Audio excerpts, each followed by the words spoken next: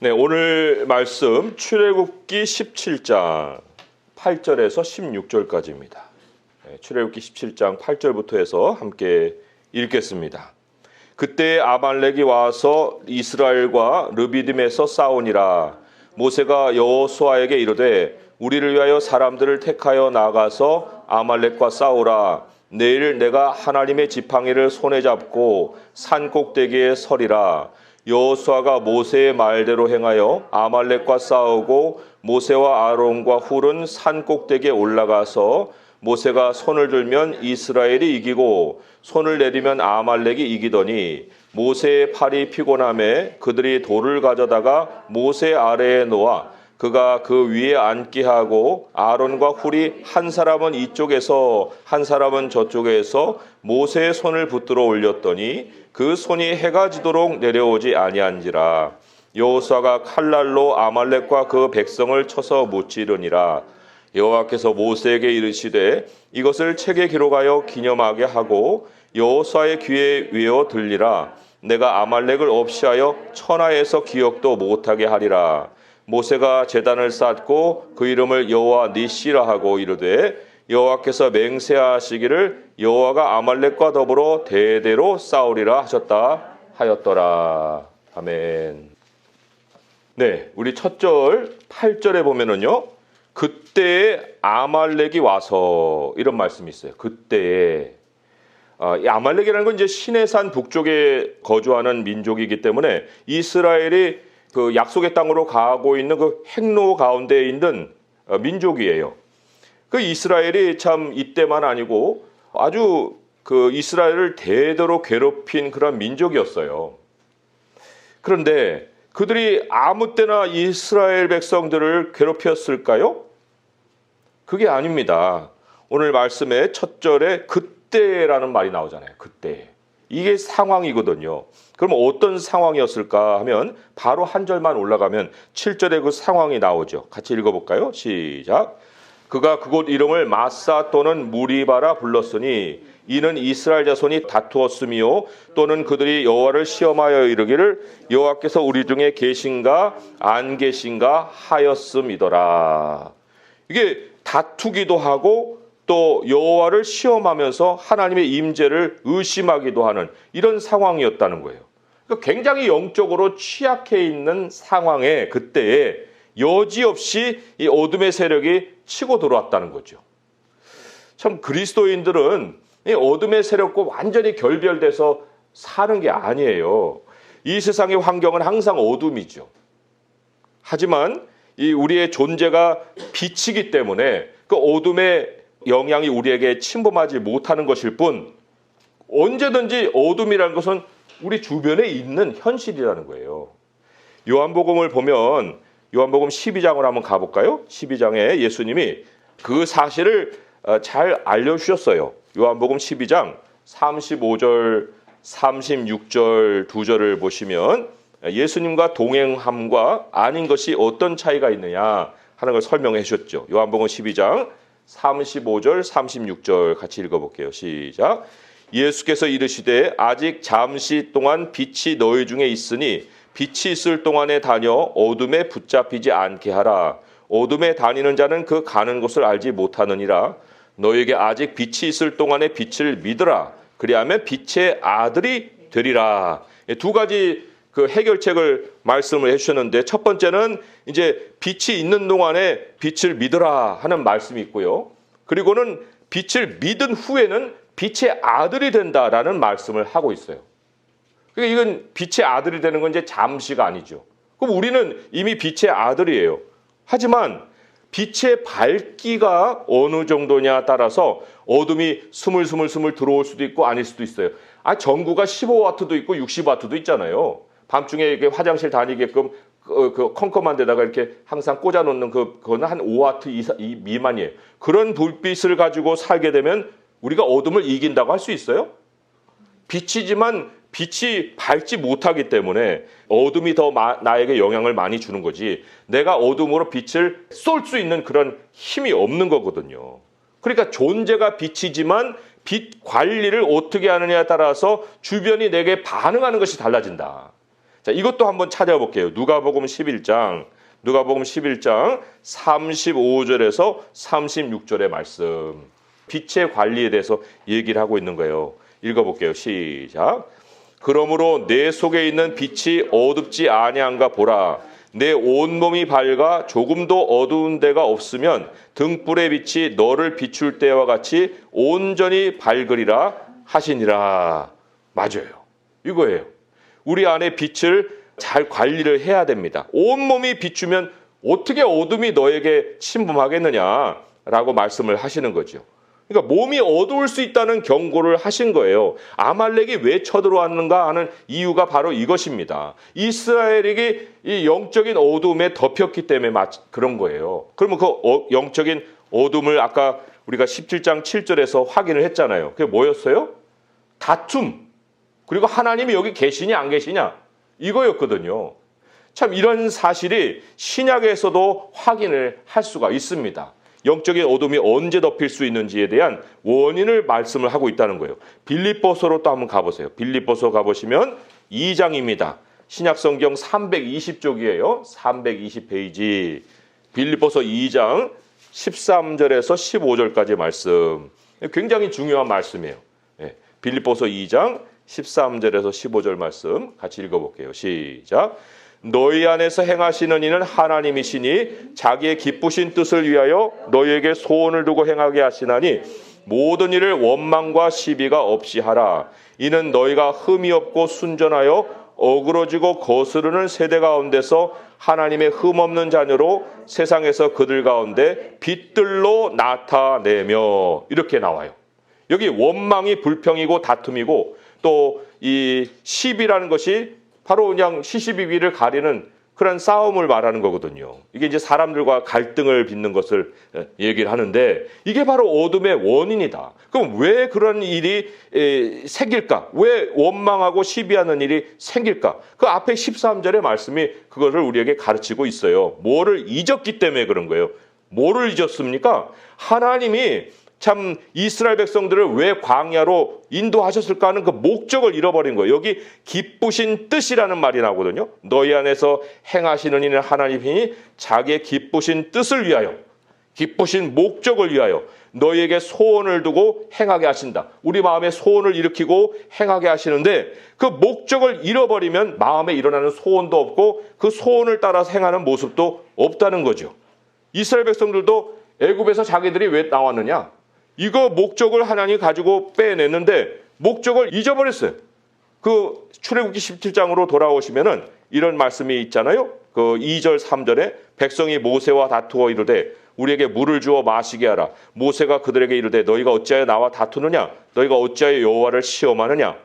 거기서 백성이 목이 말라 물을 찾을 때 그들이 모세에게 대하여 원망하여 이르되 당신이 어찌하여 우리를 애굽에서 인도해내서 우리와 우리 자녀와 우리 가축이 목말라 죽게 하느냐. 아니 물 정도 없는 거 가지고 하나님은 지금 약속의 땅으로 인도해 가기 위해서 그 목적을 가지고 빼내셨는데 물 없다고 지금 원망하고 하나님이 어디 계시냐고 시험하고 이래야 되겠습니까? 그러니까 원망과 시비라는 것은 하나님이 우리를 어떠한 목적을 가지고 인생을 이끌어 가시느냐는 그 생각을 우리 마음에 두지 않기 때문에 그런 거예요. 당장에 보이는 그 어떤 불편함 때문에 하나님을 향해서 이런 원망을 쏟아내는 것이고 또 사람들과 갈등을 빚는 거죠. 참 이런 걸 생각해 볼 때 이 원망과 시비가 참 우리 이 입에 있으면 안 되는데 원망과 시비를 이제 우리가 해결을 하는 방법도 우리 말씀을 통해서 오늘 배울 건데요. 참 이 원망과 시비가 그냥 원망과 시비로 끝나면은 얼마나 좋겠어요. 그럼 뭐 누구든 뭐 원망할 수 있고 또 돌아올 수 있고 그런 거야. 뭐 이렇게 하겠죠. 그렇지만 원망과 시비가 이제 우리 삶에 딱 시작을 하게 되면은 그걸 틈타서 영적인 어두움의 세력이 파고든다는 거예요. 하나님만 현실이 아니고 마귀도 현실입니다. 마귀가 노리고 있어요. 마귀는 무슨 우리처럼 밥 먹어요? 우리처럼 뭐 할 일이 있어요? 밥도 안 먹어요. 잠도 안 자요. 걔는 24시간 그냥 틈을 노리고 있는 거예요. 우리를 넘어뜨릴 수 있는 틈을 엿보고 있다는 거예요.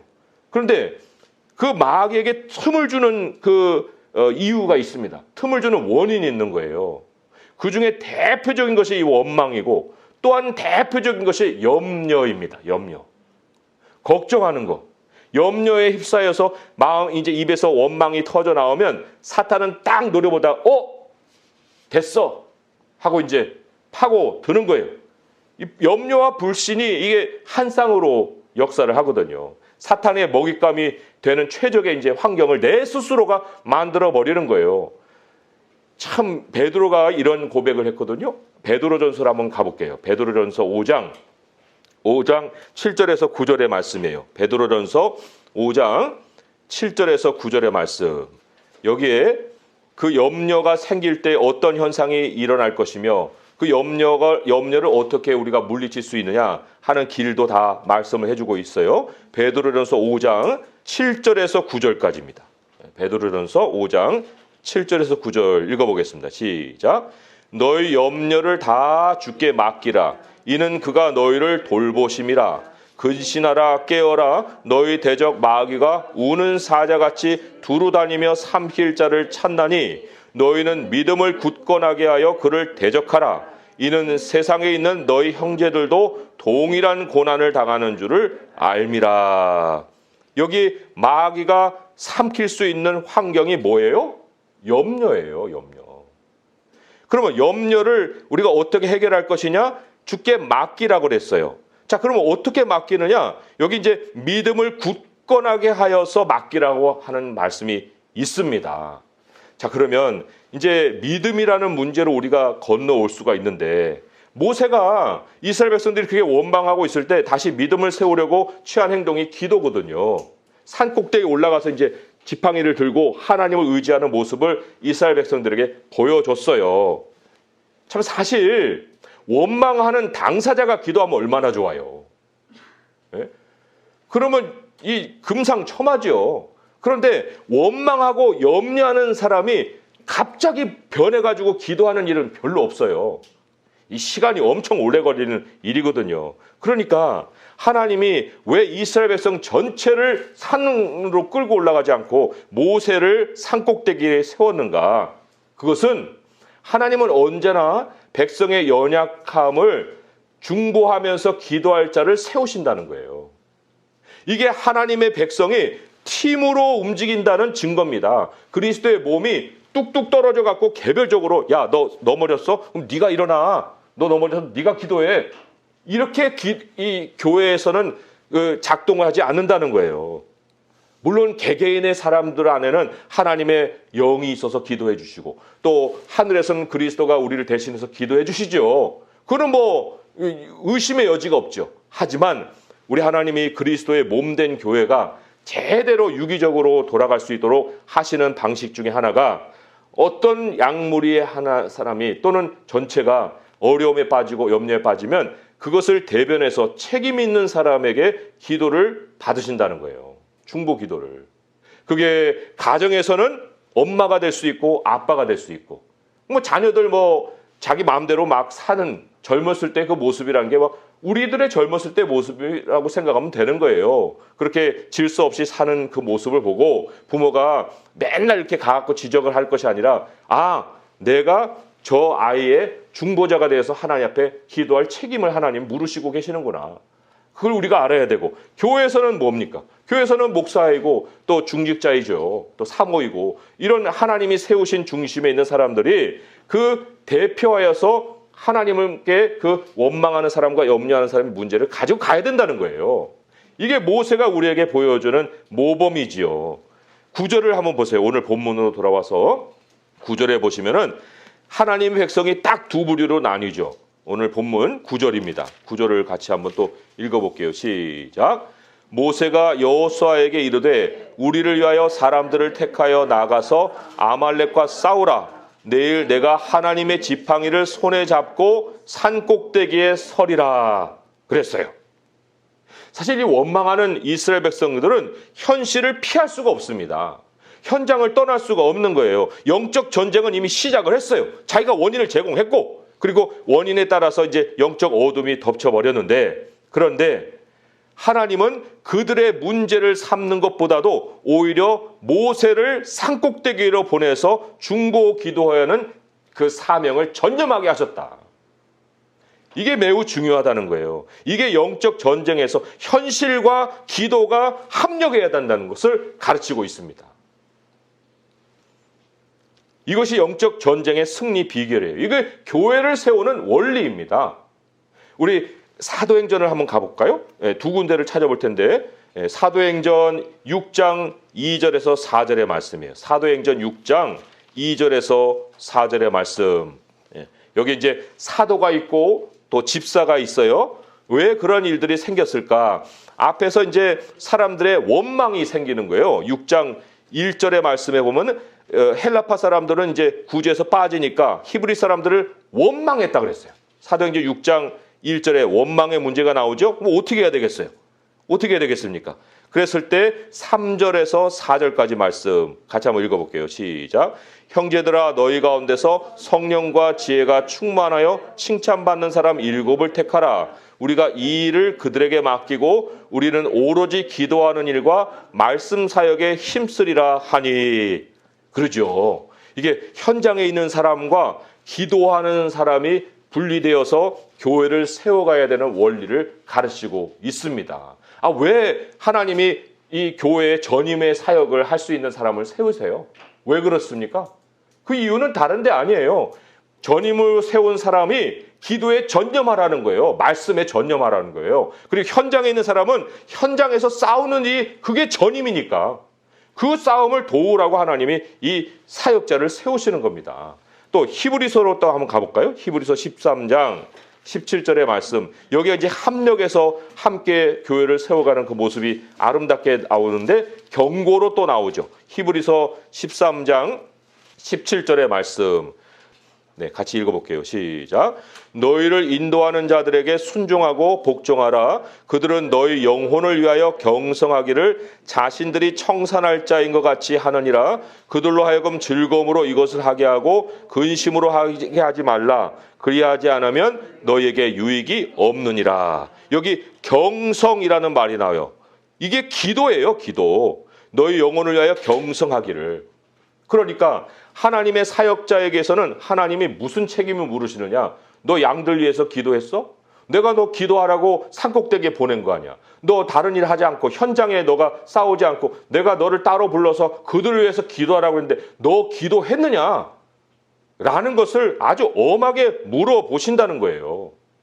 거기에 창피를 당하지 않고 부끄러움을 당하지 않으려면 현장에 있는 성도를 위해서 기도해야죠. 그게 이제 저의 책임이고 또 중직자의 책임이고 그런 거예요. 그러나 중직자도 생활을 하기 때문에 기도의 생활을 못할 수가 있어요. 그러니까 결국은 전임으로 하나님 부르신 사람이 산꼭대기에 올라가서 기도할 수밖에 없죠. 아론과 훌과 같이.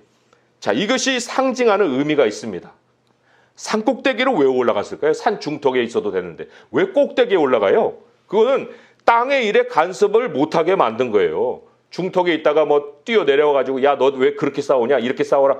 참견을 못하는 겁니다. 오직 기도에 전념하게 만드는 거예요. 오직 기도.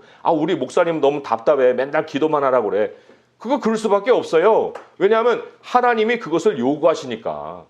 그리고 또 하나는 광야의 산은요, 민둥산입니다. 우리처럼 뭐 산에 풀이 많고 나무가 많고 해서 꼭대기 올라가면 보이지도 않는 그런 산이 아니에요. 꼭대기일수록 굉장히 잘 보입니다. 그 얘기는 무엇이냐? 모세는 전쟁의 승리가 하나님께 달려있다는 그 사실을 이스라엘 백성들이 다 주목하게 만든 거예요. 그 사실이 중요하다는 거죠. 산꼭대기에 이 기도 자리를 취한 그 이유가 다 바로 그거예요. 사람들로 그것을 확인하게 만들라는 거예요. 자, 오늘 말씀 11절로 돌아와 보면 11절의 말씀에 이렇게 기록이 되어 있죠. 모세가 손을 들면 이스라엘이 이기고 손을 내리면 아말렉이 이기더라 하는 거예요. 모세의 체력으로는 기도가 유지 못됩니다. 아니 어떻게 사람이 맨날 기도하고 있어요? 24시간 기도하는 사람이 어디 있습니까? 계속 유지를 못하는데 그런데 모세의 팔이 피곤해지면 내려오고 또 기도할 만하면 올라가고 뭐 이런 것을 우리가 볼 때 사람은 연약해서 기도를 하지 못하지만 그러나 적어도 아론과 훌이 옆에서 손을 받쳐준 이유는 모든 사람들의 눈이 하나님을 의지하는 것에 가게끔 만든 거예요. 그냥 이런 거죠. 아우, 우리 엄마가 나를 위해서 맨날 기도해. 이거를 기억할 수 있는 거 하고, 아, 우리 엄마는 나한테 기도도 안 하고 뭐 내가 하는 일에 관심도 없어. 이런 거 하고, 이게 자녀가 삶을 대하는 태도가 달라지는 겁니다. 또 교회에서도 마찬가지예요. 우리 목사님은 나를 위해서 기도하고 있어. 이런 거 하고, 아유, 목사님은 사람들 많은데 내 이름은 기억하지도 할까? 내 이름은 기억도 못해. 뭐 왔다 갔는지 갔다 왔는지도 모를 만큼 그런 상황이야. 이러는 거 하고, 이게 되는 거냐고요. 그러니까 자기를 위해서 기도해주고 있는 나의 영적인 리더가 있다는 이 사실이 이 현장에서 싸우는 사람들의 사기를 북돋아주는 거예요. 모세의 기도가 뭐 24시간이 되어서 그것이 기도 자체에서 능력이 나오는 것이 아니라 하나님은 중보자의 기도를 통해서 사람들의 마음속에 너를 위해서 기도한 사람이 있다는 것을 심어주시는 겁니다. 그리고 하나님을 의지하는 것만이 전쟁에서 승리라는 것을 연약한 사람들이니까 하나님을 의지하는 것을 직접 못할 때 누군가가 나를 위해서 기도해 주겠다는 사실을 기억함으로 인해서 그 사람들이 힘을 얻고 하나님을 향해서 다시금 나올 수 있게 해 주신다는 거죠. 그러니까 저도 저를 위해서 누가 기도해 줄까 할 때 저는 떠오르는 사람들이 많아요. 우리 성도님들은 물론이거니와 저를 위해서 기도해 주는 사람들이 있기 때문에 제가 지칠 때도 그들이 나를 위해서 기도해 주고 있어 라고 하는 그 사실이 마음에 엄청난 위로를 준다는 거죠. 백성의 몸은 어차피 현장에 있을 수밖에 없어요. 그러나 현장에서 싸우는 사람들의 눈이 적어도 그리스도의 몸 안에서 함께 움직이고 있는 다른 영적인 어떤 전투에 참여한 사람들과 함께 주목하고 있다고 할 때 그 싸움은 판도가 달라진다. 판도가 달라진다는 거예요. 그러니까 우리 자녀들을 생각할 때 우리 부모는 반드시 기도 자리를 유지해야 됩니다. 자녀가 우리 엄마가 내가 정말 어려움을 당한 것을 알 때마다 기도해 준다는 이 사실을 기억하고서 살아가는 그 모습을 가질 수 있어야 되고 우리 성도들도 목회자가 그러한 모습을 가지는 것을 기억하고 살아갈 수 있도록 해야 한다는 거예요. 이 기도는요 깃발이라고 그랬습니다. 오늘 기도가 깃발이에요. 왜 모세가 제단을 쌓고 그걸 이름하기를 여호와 니시라고 했을까요? 이 제단은 산 꼭대기 그 산을 상징한 거예요. 거기에서 자기가 지팡이 들고 있었던 그것을 여호와 니시라라는 이름을 붙여서 사람들로 영원히 기억하게 한 거예요. 그리고 그것을 통해서 사람들이 무엇을 기억하게 하시고자 하면 16절 말씀이죠. 같이 한번 읽어볼까요? 시작. 이르되 여호와께서 맹세하시기를 여호와가 아말렉과 더불어 대대로 싸우리라 하셨다 하였더라. 깃발 세워진 곳에 하나님은 맹세하십니다. 뭐라고요? 여호와가 아말렉과 더불어 대대로 싸우리라. 이 깃발에 써진 글씨가 뭐냐면 주예요. 주. 여호와. 여호와라는 이름을 들고 나아갈 때 여호와께서 맹세하시고 이르시기를 내가 너의 원수와 더불어 영원히 대대로 싸워주리라 하신 거죠. 우리가 예수 그리스도의 이름으로 무엇을 구하면 이루어진 줄 믿어야 되죠. 예수님의 이름을 우리가 무슨 마술같이 사용하는 게 아니에요. 이거는 하나님의 약속이에요. 그렇기 때문에 사무엘상의 다윗의 이 지혜로운 그 고백을 우리는 배울 필요가 있습니다. 마지막 우리가 말씀을 맺으면서 사무엘상 17장 말씀 같이 한번 볼게요. 사무엘상 17장 말씀 47절이죠. 47절. 사무엘상 17장 45절 47절이에요. 46절은 넘기고 45절 47절 두 절 읽어볼게요. 사무엘상 17장 45, 47입니다. 시작. 다윗이 블레셋 사람에게 이르되 너는 칼과 창과 단창으로 내게 나아오거니와 나는 만군의 여호와의 이름 곧 내가 모욕하는 이스라엘 군대 하나님의 이름으로 내게 나아가노라. 47절입니다. 또 여호와의 구원이 칼과 창에 있지 아니함을 이 무리에게 알게 하리라. 전쟁은 여호와께 속한 것인즉 그가 너희를 우리 손에 넘기시리라. 아멘. 맞아요. 하나님의 이름 부르는 기도자가 있어야 되고 또 그 기도를 힘입어서 현장에서 싸워가는 하나님의 백성들이 또 있어야 되는 거예요. 이게 합력해서 하나님의 교회가 아주 왕성하고 힘있게 세워져 가는 것이다. 우리 하나님은 이 강남 새순교회 모든 성도들의 삶을 대신하여서 싸워주고 계십니다. 현장에 하나님이 함께 하십니다. 그런데 또 우리 성도님들이 기억할 것은 우리 성도님들 위해서 기도하는 그러한 목회자가 있다는 거. 우리 하나님이 또한 그것을 위해서 이 교회에 또 그 전임 사역자를 세웠다는 거. 이걸 기억하시고 그리고 자신이 시간이 있고 또 중요한 그러한 정말 생각을 한다고 하면은 성도들 위해서 매일 기도해야 돼요. 하나님은 그러한 사람을 또 교회에 중요한 직분을 맡기시고 또 성도들을 돌보게 하여 주십니다. 그러니까 우리는 다 하나예요. 서로가 서로의 삶을 사는 거예요. 그렇기 때문에 우리 서로 축복하기를 원하면은 기도하고 또 기도할 때 우리 하나님이 하나게 되시는 이 교회 안에 또 연약한 사람들이 같이 들어와서 함께 힘을 얻고 정말 영적인 전쟁에서 승리하되 원망과 염려는 다 우리 주님께 맡기고 이제 이후로 믿음을 가지고 주님 안에서 현장과 기도가 하나가 되어서 교회를 세워갈 수 있는 성도 될 수 있기를 주님의 이름으로 축원드립니다. 기도하겠습니다. 하나님 아버지 감사합니다.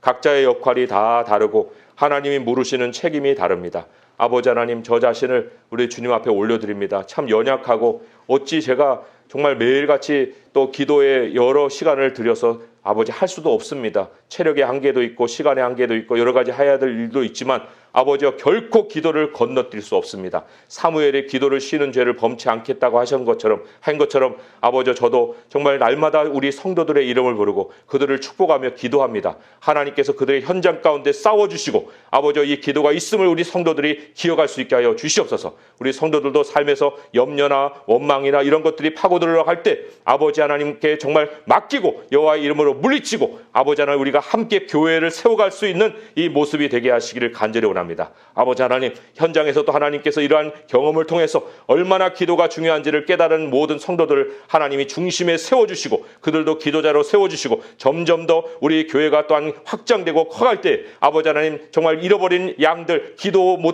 받지 못하는 양들이 없게 하여 주시고 곳곳에 하나님께서 중심에 깃발을 들고 여호와의 이름에 깃발을 들고 서 있는 사람들이 있게 하사 이 교회가 그리스도의 몸된 교회로 건강하게 커갈 수 있도록 인도하여 주시옵소서. 모든 간구 우리 주 예수 그리스도의 이름으로 감사하며 기도합니다.